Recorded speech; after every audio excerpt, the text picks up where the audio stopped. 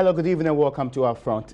This is the day we get to know whether the Parliament of the Republic of Ghana will finally pass the Right to Information Bill. As we speak to you right now, the Parliament is actually considering this particular bill. They've been considering the bill for almost 17 years. That's also known to many of us. Today, we'll let you know why we are where we are today and whether or not this will mark a new beginning. Already, the Leader of Parliament is very hopeful that this year we may see the RTI Bill becoming law. But the Vice President of the Republic of Ghana is not as hopeful as the Leader of Parliament is supposed to be. After this break, we'll start a conversation on the phone lines and go to Parliament to get you what's happening there.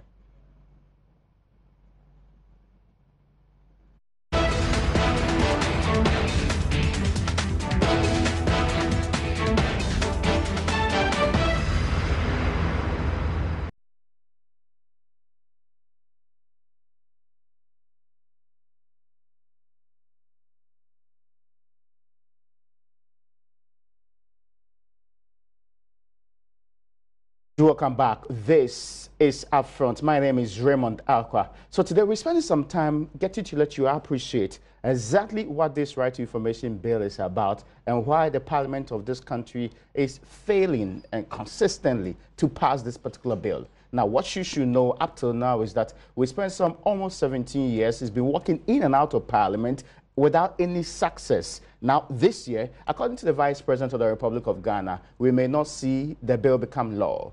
But the Speaker of Parliament and also some members of Parliament, including the minority, that are not sharing the pessimism of the Vice President as we have it to be. They are very optimistic that by the time they get out of Parliament this year, we will get the bill becoming law and we can now demand the rights that we want in this country. As we speak right now, the Parliament is already considering this bill. But before then, the Media Foundation for West Africa has put together a very wonderful video about where we have come from and why the many promises and you are not making any headway so far.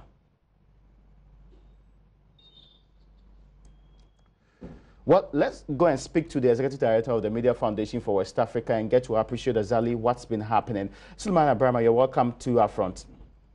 Thank you very much for having me.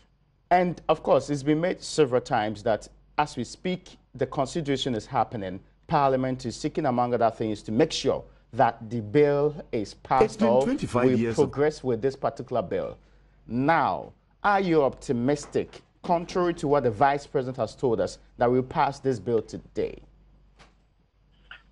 Well, I think these comments in terms of where we are, consideration and so on, and promises from high-level officials, we've heard such comments time and again.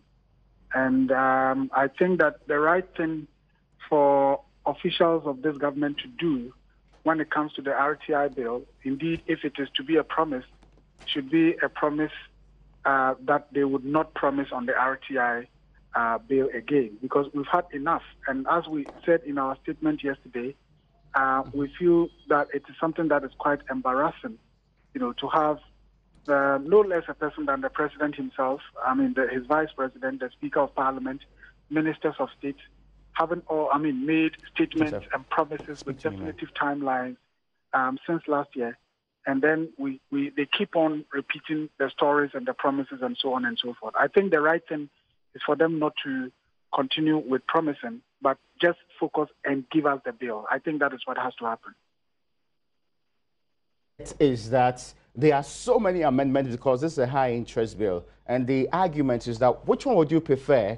A bill passed in this current form, which may not suit the needs of provision of the information that we want, or a more improved bill, as the Parliament says they are seeking to put together. So, as Majority Leader said, don't rush us. We can make it happen. Well, Raymond, you see, this is a convenient excuse for them, and I believe that the reality is that they don't want to pass the bill. Why I say so is this. One, the reintroduction of the bill to the current Parliament is something that was necessitated by procedure. We know that given that the life of the previous Parliament came to an end, this current Parliament couldn't have said that the previous Parliament got to this point and therefore we are just continuing from that. But rather, everything has to start afresh. If it were not so, Raymond, on January 6, 2017, the very last day of the last parliament, the bill was moved for passage. Every discussion, every review, every interrogation had been done. And it was at a stage that it was good to be passed. It was, I think about 90, if not more, percent of the members of the previous parliament are still here. The current majority leader was the minority leader. The current minority leader was an active member of parliament. The second deputy speaker of parliament was then the majority leader. The question is, what is it that has changed between January 2016 and now, such that we are told that the bill has several amendments, it has this, it has this. If they were to pass the bill on January 6, 2017, are they telling us that this is the document that they were going to pass? Everything had been done. So why are we being told as if, it is something out of the blue they've not seen before, and so on and so forth? Secondly, look, Raymond, Ghana is not the first country to be contemplating of passing an RTI bill. Nigeria has passed an RTI bill in 2011. Sierra Leone has done it. Liberia has done it. These are countries operating legal jurisdictions that you would say are similar to Ghana. Why is it that we cannot learn from what they have done? And that we have to, what is so unique about Ghana, that whatever we are doing would be completely different from what Nigeria has, from what Sierra Leone has. So the whole idea that there are so many clauses, so many amendments, and so on and so forth, as I said, is just a convenient excuse. And they think that they can continue to deceive the masses. But unfortunately, I think Ghanaians have woken up to the fact that all that they are doing is just playing gimmicks with the people, and that the reality is that they are not comfortable with having Ghanaians granted the right to access information legally. Apart from a few like Katie Amond, who insist that this is going to be a threat to the state security and governance may grind to a halt. How that's going to happen, I do not know. But let's make it clear to many people who are still at sea about what the real benefits of this bill, when made into law, is going to be like. Exactly what does the ordinary person get to gain from this? Well, first of all, I think I should just briefly say what the ordinary Ghanaian loses because we don't have the bill. Now, if you recall, not too long ago, when state funds, public funds, taxpayers' money was used to do that needless act of putting the faces of presidents and sitting presidents on buses, we needed to know how much the cost of that, what I think was a needless and a useless thing cost the nation. People were denied until Occupy Ghana went to court. And it takes so much resources, so much time to go to court to just get the information. How much money did we use? How much of the taxpayers' money was used to do this? And it was true that it was discovered that we had spent close to $32 million or so, is it $3.6 million, to engage in that needless activity. And as a result, the person to whom the contract was awarded was made to refund the money. Not too long ago, we heard about the Kelmy GVG deal. Again, another deal that is, a waste of the state resources that we always complain of not having much. Again, people had to go to court to demand the documentation around the contract. And that is exactly what people lose if we don't have the RTI law. My mother, my father, your mother, your cousins, who are, all over this country, how many of them can afford to go to court?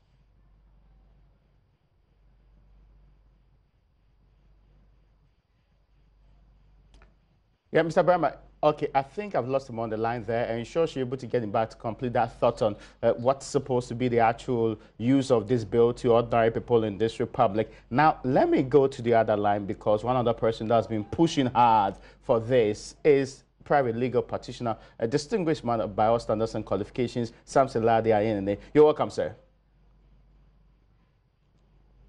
If you can hear me, Samson, I just briefly wanted to find out from you whether the case being made by those who oppose to this particular bill, insisting that, well, currently, there is enough evidence to suggest that the courts would make you access the information if you are denied. So why then go through this laborious process of putting together a bill to do exactly that?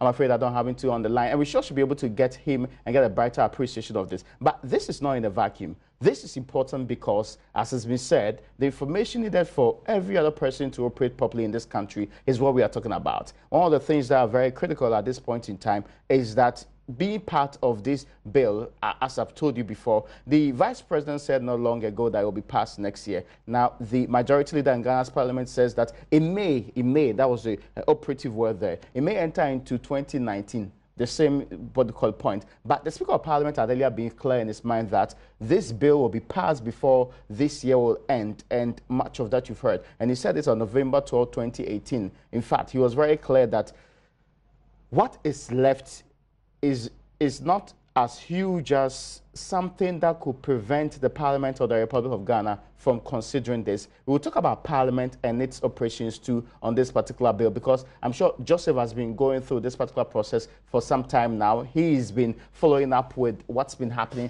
to the bill. Many thanks to you, Joseph, for joining me at this time. Now, the Parliament is currently considering it. Exactly what does this consideration mean? So it's at this point that when it comes to the draft bill that was brought to the House from the Office of the Attorney General, what happens is that when such a thing happens, it's referred to a committee to look at. And in this case, it was referred to the Constitution and Legal Affairs Committee. And they are back to the floor with a report making recommendations on specific amendments that need to be made to the bill. The IHR, for example, has about 91 different clauses. Okay. And so they go through all of it clause by clause. And it happens at two levels. Now, the Constitution and Legal Affairs Committee in its report makes recommendations on amendments and changes that should be made to the original draft bill. Okay. That's the first bit of it. And the second bit of it is for ordinary members of Parliament who are not members of the committee that looked at it, they also have the right to propose specific amendments. And at that stage, if any change needs to be made to the draft bill that was brought to the House, it will be raised on the floor of Parliament as an amendment. Then the House would go ahead and debate it. At that point, when, for example, MPA has a suggested amendment and MPB disagrees, once it's raised on the floor, that debate needs to be done for the House generally to vote on it and say, we agree that this amendment should be allowed to go through or otherwise. Before then, they move on to the other clauses. So at the last count, there were more than 138 outstanding specific amendments that had been proposed that the House needs to go through, with an MP raising it on the floor, the House debating it, and the House voting on it, whether they are approving the amendment or otherwise. And they are currently somewhere around clause 42 of the bill out of the 91 clauses. Usually that's what the amendment process involves. And sometimes they can spend like 3 or 4 hours looking at the RTI bill, and they've only looked at maybe 5 or 6 amendments, because of the laborious process that it usually involves. So this raises the question whether or not what the Vice President said is the reality on the ground. The point to do whether or not the RTI bill will certainly have to be passed next year. The most feasible timing, according to him. There's an inclination from the majority leader that looks like it may enter into 2019. In fact, he's not put a specific time into it. You've heard some say that January 2019 is the deadline. I mean, from the pace we are with the amendments proposed so far, are you optimistic we'll get there? No, it doesn't look likely, because not over the last, definitely not. Even if the Parliament decide to sit like they sat on ESLA up to 10 p.m. virtually every day from now to the time they rise. I don't think that would happen, because all this while, they've only looked at the amendments from clause 1 to clause 41 out of possible 90. So you can tell us that over the next few days, they are going to specifically look at the rest and go through it. If you recall, during the last Parliament, when they wanted to speed up the process, an agreement was eventually reached that let's withdraw the bill, let's take it back to the Office of the Attorney General. The suggested amendments that need to be made, let's reincorporate it at the level of the Office of the Attorney General, because there it's just the Attorney General sitting there, going through with her team and making the necessary amendments that needed to be done. The decision was taken that withdraw it, let's put together all those suggested amendments, reincorporate it, and bring the bill back. Sometimes that's probably the way to go. But once it's come to Parliament and it has to be amended on the floor of Parliament, it's a rigorous process. Someone raising it, it being debated, and the amendment being voted on. Just if they are unable to get it out as soon as possible, maybe that could be the strategy. Withdraw it, take it back to the office of the Attorney General. All the suggested amendments that have come, let's incorporate it at that level. Let's reintroduce it. So that once it's back on the floor, then you know you're going ahead to go through the first reading, the second reading, the third reading, and then you're getting it passed. You're getting it passed. But once the amendments are being done on the floor, it's a laborious process that will not happen with the snap of a finger. Now, the difficulty many are having with this one is because when you have some members of parliament openly opposing it, when you see that there's been some lackadaisical approach to passing it right from the previous years, then you're unclear in your mind whether this is deliberate or it is just the process you're following. So it's happening on two fronts. Mainly, we've seen Katie Hammond, the MP for the Ansasukwa, step out there to really raise concerns about the bill. But then there are others as well who are uninterested or maybe wouldn't want to see this, but then their protest is silent. Because let me cite a typical example for you today. Today in Parliament, usually when it comes to the consideration of bills like the RTI, they would usually hold on to deliberations on it right from when the House begins sitting around 10 o'clock until around 2 p.m. So they deal with all the other businesses. Question for ministers to respond to, approval of loans and all the other things, and then maybe around 2 o'clock they get to the RTI. Today on the floor, a conscious effort was made to introduce it earlier in the life of today's sitting, around 11 o'clock. But then the interesting bit is, after the RTI bill was introduced, quite a number of MPs were on the floor, more than half the number. But then by the time they were into the discussion about an hour, I counted less than 30 members of parliament on the floor discussing and making the amendments and allowing and carrying through the process. So it's clear that the very interest on the part of MPs in getting this through is non-existent. I'm sure that right now when you count the number of MPs who are on the floor trying to get this document through, there will be less than 50. And usually that's what happens. When it gets to the consideration of the RTI and sometimes a lot of other bills, the MPs are not even present on the floor to get that done. To the extent that you recall Joseph Oseosu has disclosed that they had to suspend the rules of the House so that then even in the absence of quorum, they would allow the consideration of the RTI to continue. Because 90% of the time, when they get to that, the MPs are not interested. They are out of the chamber.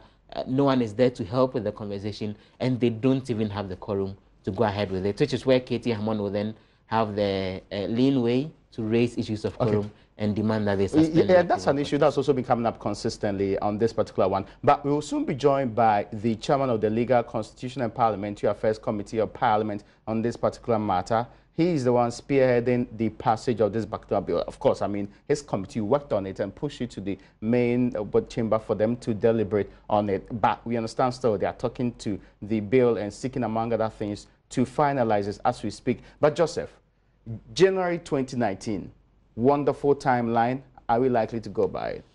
I think that would be, I think it's too ambitious that they would really get this out by January 19, because one other indication we're getting is, with all the time they are spending on this today, for example, chances are very high that going into next week, the House is rising next week Saturday. Yeah. The House is rising next week Saturday. Going into next week, chances are very high they wouldn't even have time to want to look at this, because the government budget has to be approved. There are more than 100 ministries, departments, and agencies that need to get their individual budgetary estimates approved.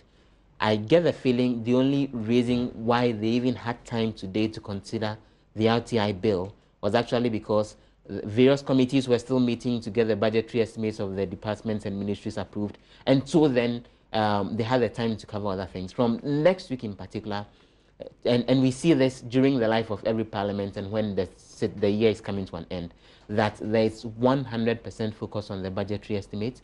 There are more than 100 of them that needs to be approved, and each of them is coming one after the other. Chances are very high that the House would not even have the time the whole of next week to even consider the RTI bill, because they need to approve the budget going into next year. And so where they've got into around clause 41, clause 42, I foresee a situation where we wouldn't make any substantial progress on that, and it would be when they resume in January that the continuation would actually see that happen. So getting approved even by January, I think, is overly ambitious. I don't foresee that happening. Most likely, getting to the end of next year is when I think maybe the realistic timeline that they should be giving all of us, so that then we don't overly raise our hopes and think that this may be happening and get disappointed once again. January 2019, obviously, that's not likely to happen. Is that not too far? Is that not too far? Yes. Are we not stretching the patience of the people who are demanding this bill passed anytime soon? It's not just about whether Parliament is committed to getting this done or otherwise. It's also about the reality that it's a laborious process that you need to go through if you need to get the bill passed, because the amendments have been proposed already. They've been captured on the other paper. You need to go through them one after the other.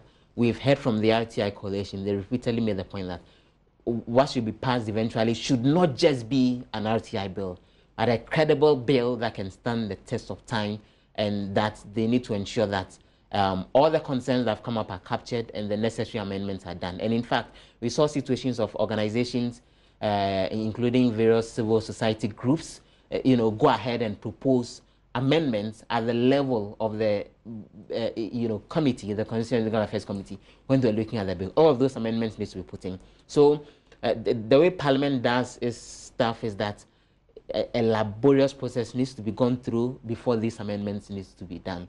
There are more than 50 of them at the moment. They need to be done one after the other. You see, usually, when it comes to approval of things like loans and agreements and all of that, the processes are usually not as laborious as you see when it comes to a bill. Okay. Because, for example, when a loan agreement comes to Parliament, it's referred to the Finance Committee, they recommend that the House approves it. It comes back to the House, the report of the committee is read, recommending approval, just that is done, and then if there are any suggested changes, all of that happens within the space of an hour or two, and then the House goes ahead to approve it, because that's how the processes look like. But usually with bills, it's a clause-by-clause consideration, and you can jump those processes. So more time will be needed, I think. Well, we sure should be able to get to that, but after this break, we will be able to get back to you on the MP who's in charge of this bill, who put it before the main plenary, giving us some more detail on that, and also what the Media Foundation for West Africa put together as perhaps the main reason why we should think the people of this republic are being underserved by Parliament's refusal to pass this bill. After the break, we'll talk about all those. You welcome back to our front. So far, what we've been trying to let you know is that the Parliament of the Republic of Ghana, whose responsibility is to make sure they pass laws specifically made to suit your need, are saying that we may not be able to get the Right to Information bill passed into law this year. That is according to the Vice President, it's according to the Majority Leader who leads government business, and is also a Minister for Parliamentary Affairs. But the Speaker had been less pessimistic about when that's going to happen. The Speaker was convinced we could do it this year, and we clearly could also deal with the other issue to do with whether or not we can, in the interim, deal and get this law being passed within the space. But what's been consistently the problematic one is Parliament's reference and consistent delay when it comes to the passage of this bill. You just heard Joseph give us some details of how this is more likely to be at the end of next year. Now, until we get to hear from the man who was in charge of the bill at the committee level, and also we also get to give you some details of it. First, the Media Foundation has been encapsulating all of this in a brief, which will tell you why governments seem to be speaking on both sides of their mouth when it comes to this particular issue. We'll get you in that bill quickly, because right from the 2016 year, remember, by the end of the year, there were discussions that we should be able to put this together and get it for you in, get it to the end of the John Dramani Mohammed's tenure. Then the Vice President promised beginning of this year that 2017 was the year we're going to pass the bill. The president then apologized for this particular promise. Then we pushed it up to this particular year, 2018. Now, the entire year, we had it going into Parliament, getting out of Parliament, and getting back into Parliament consistently without any success on that particular play too. What we then finally had was that we couldn't actually, speaking today, the Parliament is still considering the bill. They've been working on it amendment per amendment till we get to the bottom of it. Now, as Joseph said, at the last count, we have dealt with 41 out of the over 90 provisions and clauses in this particular bill. But it doesn't look like the chunk of the provisions which are yet to be considered and put out there will be made into law anytime soon. This is why we are here, seeking, among other things, to put it into some perspective for you. You heard the West Africa Media Foundation for West Africa's Secretary Director explaining to us why there's a lot of problem with how Parliament has treated the bill and how the executive has also treated the bill and the promises being made in connection to that. In fact, his conclusion is that we cannot pretend that we will pass this bill anytime soon, mindful of what has happened over the period. Now, you can hear from the Media Foundation for West Africa as they put together this particular one. Right when Mustafa Hamid was Minister of Information, his thoughts about how this could be dealt with and how best to go about it. It's been 25 years of democracy without RTI law. The Akan people say that democracy is called Kabima Minkebi Amamu, which literally will mean say, let me say, let me put it that way. If we must say something, we must say something of substance. And saying something of substance means that we ought to have information to say so. So the very practice of democracy without the right to information, in my view, is an anomaly. Yes, this is true, and this may have been what inspired the NPP to promise in their 2016 manifesto that if it wins power, it will ensure the passage of the Right to Information Bill if the present parliament delays in doing so. Indeed, that parliament did not only delay but failed to pass the bill. So when NPP won power, what happened? Months after assuming power, this is what the Vice President said on February 2017. The RTI Bill will be passed in 100 days. Apparently, this was to be the beginning of a series of unfulfilled promises on the passage of the RTI Bill. The Vice President 100 days came to pass, and there was no show. The next promise came from the Information Minister, who believes that democracy without RTI is an anomaly. This is what he said on May 3, 2017. When I said, Inshallah, the right to information law would be passed this year, I meant just that. In the May to July session of this parliament, the right to information bill shall be before them for debate and for passage. That is a given. It's non-negotiable. July came to pass, and there was no show. Next was the president himself, still in 2017. Listen to him. It is the intention of government also to ensure the long overdue passage of the Right to Information Bill by Parliament. Despite the promises, 2017 came to pass without the passage of the bill. Enter 2018, and the year begins with a firm promise by the president himself on Independence Day that the bill will be passed before the end of meeting of Parliament. There is, however, one piece of the anti-corruption framework that is yet to be put in place, the Right to Information Bill. After many years of hesitation, we intend to bring a bill again to Parliament and work to get it passed into law before the end of this meeting of Parliament. Inspired by the President's assurance, the Vice President reaffirmed the President's Independence Day promise a week later. This month also, just a couple of weeks ago, Cabinet has given approval to the Right to Information Bill to be laid in Parliament for debate and approval, because it is very, very critical that we pass the Right to Information Bill. That meeting of Parliament came to pass, and there was no show. What are we told? We have shown our commitment in this past year that we have come into office, our commitment to pass the Right to Information law. Really? Well, On the auspicious occasion of this year's global celebration of World Press Freedom Day in May, the government was still promising. The right to information bill is going to become law before the close of this year. Can we really trust our leaders to pass the RTI bill? With less than 2 weeks left for Parliament to rise, the question is, will the bill be passed? Or we should wait for just yet another promise to get us into 2019? Whatever it is, we share the view that the very practice of democracy without the right to information, in my view, is an anomaly.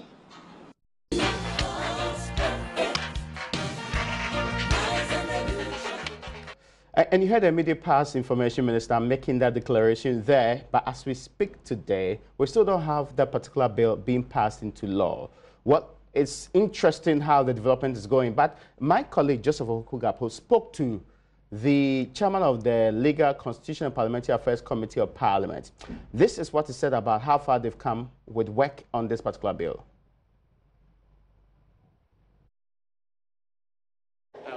Are we possibly on course to getting it ready before the end of the year? I can't say yes and I can't say no. But as you all witnessed, the way the proceedings went today we continued from clause 36 and we landed at clause 40. And Parliament has been suspended. It will resume around 3 o'clock. And the information is that when we resume, we're going to continue with the RTI, the consideration of the bill. You know, consideration of bills takes a lot of time because it is a painstaking exercise. That is where you can make and omit the laws. So if you don't take your time, and because the pressure seems to be coming from all corners of the society, and you decide to rush the bill into a law, you may end up making a lot of mistakes which cannot be corrected until the whole law is holistically reviewed or amended. So the public has to be cautious with the pressure no, that comes. Parliament has to be cautious, and the public has to be cautious. We all do understand that the right to information bill, the passage of it is long overdue.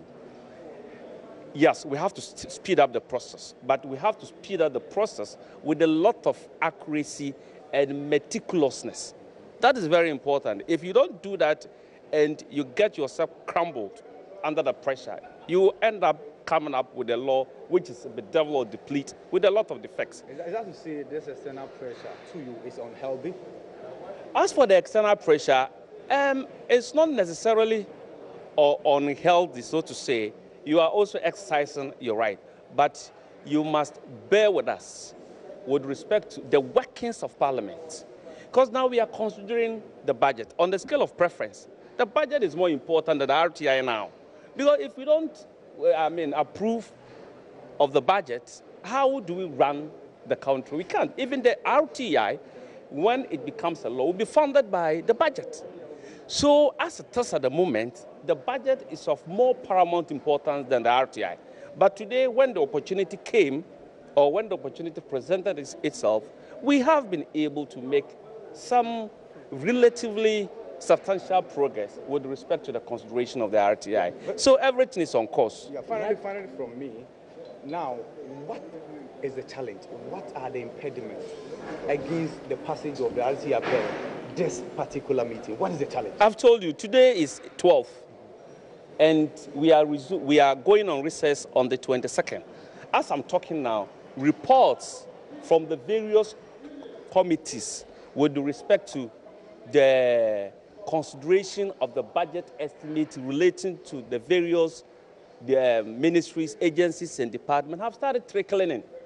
We, our committee, for instance, have done about 2 budget hearings, parliamentary affairs, and then the Office of the Attorney General, and all the departments. We are yet to do that of the Office of the Special Prosecutor, and which is not ready yet. So when it comes, we have to choose between the two, whether to do the estimate or to do the RT. And of course, they're doing the estimate way,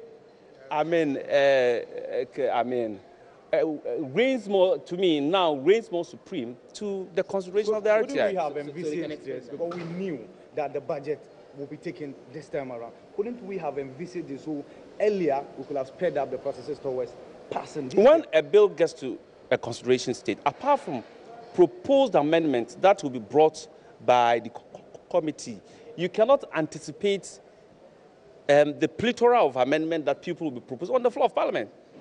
The amendments coming from the committee are mere proposals. They have to be accepted by the plenary before they are incorporated into the law.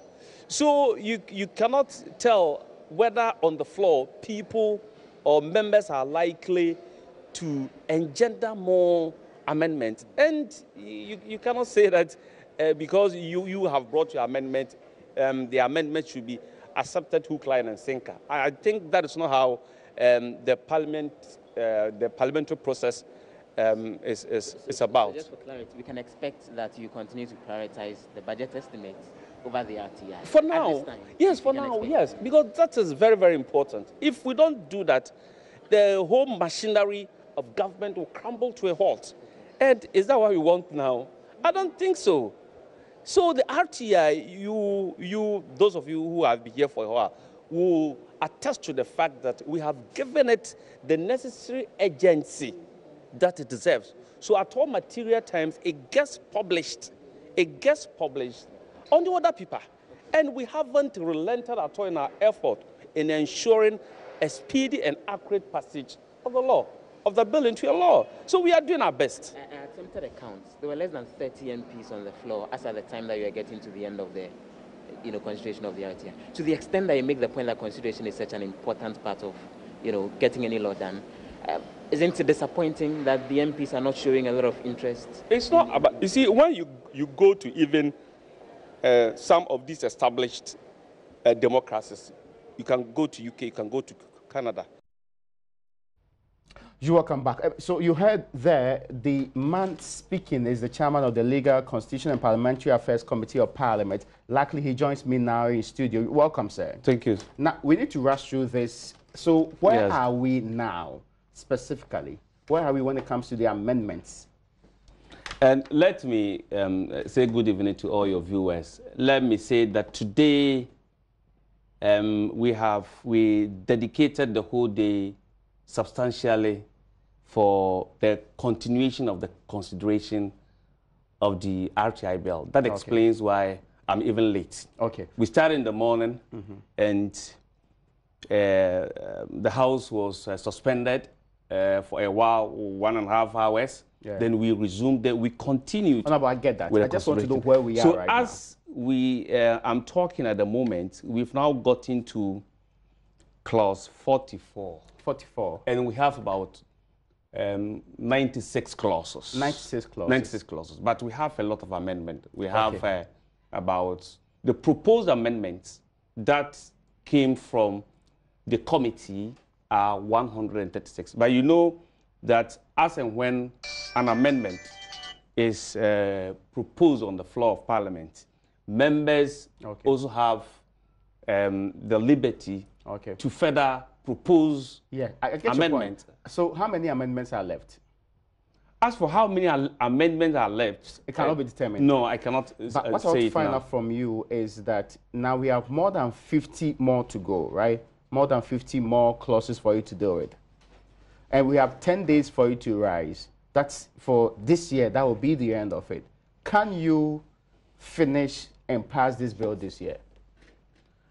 As for finishing the RTI bill and passing it this year, I cannot definitively give an affirmative answer because that will determine on the workload of Parliament. What's the workload of Parliament? The workload of Parliament now is that, we are considering estimates, budget estimates of the various ministries, departments, and agencies. Yeah. And even the reason why today we're able to proceed with the consideration of the RTI bill was that as at 10, 11 o'clock in the morning, no report had come to the plenary. Okay, so now, obviously, the RTI bill has to take a back seat when it comes to the various budgetary estimates, right?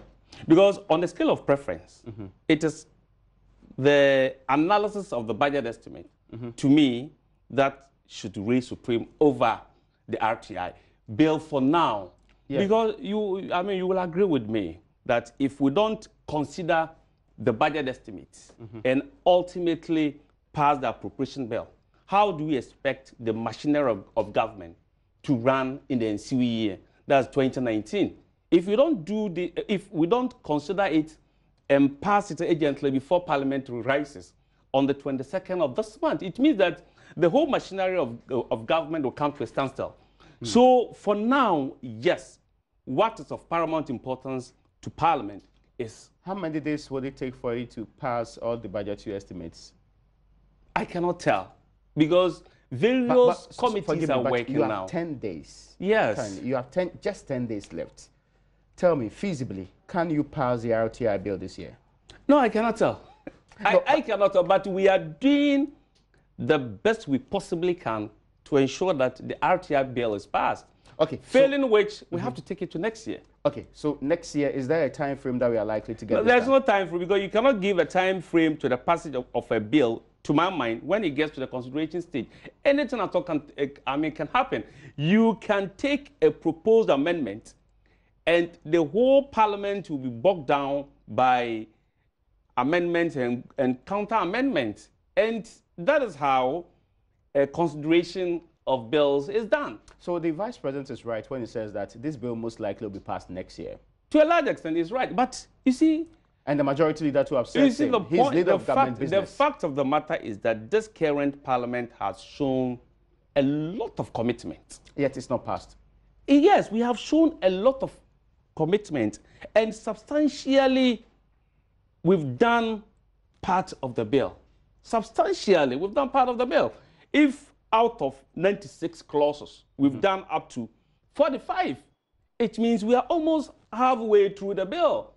So if, for instance, tomorrow an opportunity presents itself that we should continue with the consideration of the RTI, leadership it's not will take that into consideration. That you have to do so, but you have to let an opportunity present itself. It's not scheduled for that to happen. No, an opportunity presents itself is being said within a context.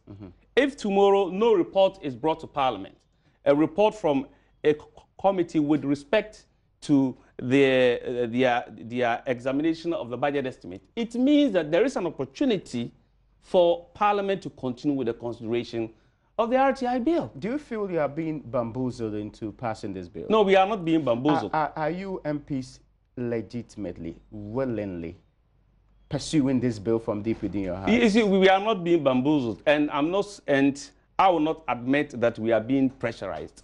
It is a part of our legitimate rule to ensure that all bills presented to Parliament are passed into law. Okay, now my final question to you is that now it looks like we'll do this 2019. Can you give the people a timeline on that? As for, I don't have the locus to be given timelines, because I don't determine the business of the House. It is leadership that determines the business of the House. And to a large extent, let's comment this current Parliament. The concerns of the public are legitimate. Legitimate in the sense that this bill has a checkered history.